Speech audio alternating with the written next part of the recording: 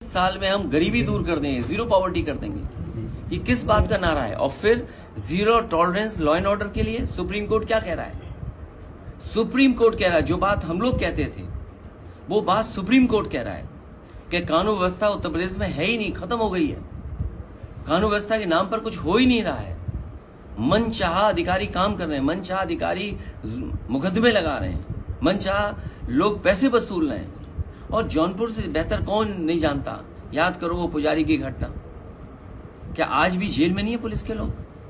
मुझे वो दिन याद है जब एक बच्चा केवल टिकटॉक बना रहा था, वो मुस्लिम बच्चा था, टिकटॉक बना रहा था, पुलिस ने दबाव बनाया, उसके बाप पिताजी से पैसा लेना चाहते थे, जान चली गई। बाद में हमारा पूरा डेलीगेशन पार्टी का पहुंचा था।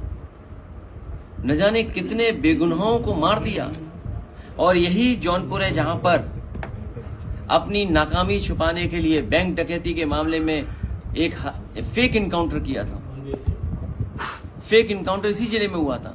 और कैसी सरकार है सोचिए आप, जब सवाल खड़े हुए जवाब नहीं दे पाए तो उन्होंने बैलेंस करने के लिए एक छतरी की भी जान ले ली। ये बात आप लोगों से नहीं छिपी होगी क्योंकि आप लोगों ने तो करीब से चीजें देखी हैं। तो हर चीज की जब नाकामी हो गई, ये जो वक्फ बिल लाए हैं नाकामी का पर्दा है।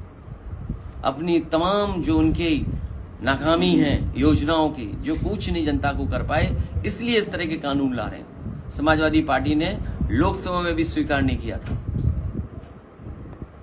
ये जो रवायत शुरू हुई है इसको किस तरह से डील करेगी? जो आपका जौनपुर का मेडिकल कॉलेज आधा अधूरा पड़ा हुआ है, इलाज के लिए चले जाओ तो डॉक्टर मार दे आपको।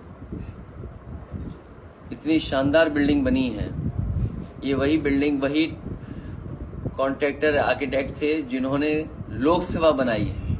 हम लोग तो जौनपुर का अच्छा मेडिकल कॉलेज देना चाहते थे। क्या हालत है मेडिकल कॉलेज की। डायल 100 उन्होंने तो बेस्ट रिस्पॉन्स सिस्टम दिया था हम लोगों ने। पुलिस क्या कर रही है? क्या न्याय दे रही है उससे? जो एम्बुलेंस सर्विसेज दी थी हम लोगों ने, वो इसीलिए दी थी कि गरीब अगर गांव में है, उसको तकलीफ परेशानी है तो फोन करे, एम्बुलेंस आए, उसकी मदद कर दे। और गर्भवती महिलाओं के लिए फ्री थी। उस व्यवस्था का क्या हुआ? और फिर जहां कहीं भी समाजवादियों ने लैपटॉप दिया वो आज भी चल रहा होगा।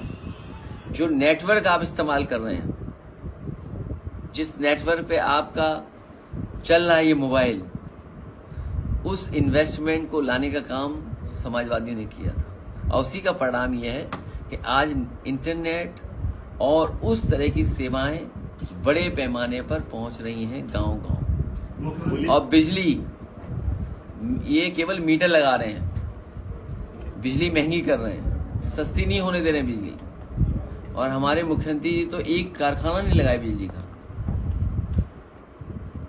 कह रहे हैं कि पुलिस